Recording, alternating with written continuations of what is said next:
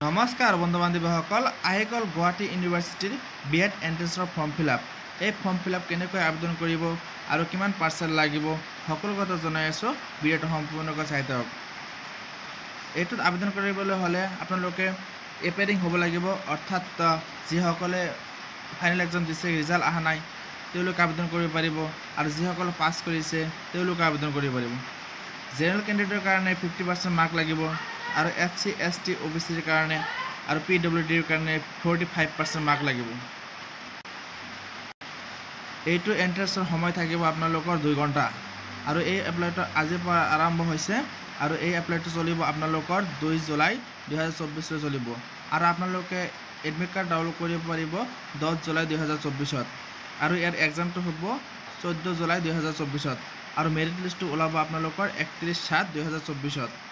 আৰু আপোনালোকে এই বিএড এন্ট্ৰেন্সৰ সিলেবাস চাব পাৰিব ইয়াত লিখা আছে তাৰ পিছত এক্সাম সেন্টাৰ কত হ'ব চাওক গুৱাহাটী নগাঁও নলবাৰী বৰপেটা যোৰহাট ধুবুৰী ৰঙিয়া মৰিগাঁও গোৱালপাৰা তেজপুৰ মঙ্গলদৈ পাঠশালা বিশ্বনাথ চাৰিআলি লখিমপুৰ ডিব্ৰুগড় বঙাইগাঁও যাৰ যত ওচৰত হয় তেওঁলোকে হেটো সিলেক্ট কৰি ল'ব তাৰ পিছত আপোনালোকৰ 4টা কোৱেশ্চন আনসাৰ ৰং হলে 1 মাৰ্ক মাইনাস হ'ব আৰু এইটোত আপোনালোকৰ অনলাইন ফিজ কাটিব 2000 টকা গভৰ্নমেন্ট ফিজ কাটিব চাওক লিখা আছে 2000 বেংক ট্ৰানজেকচন চাৰ্জ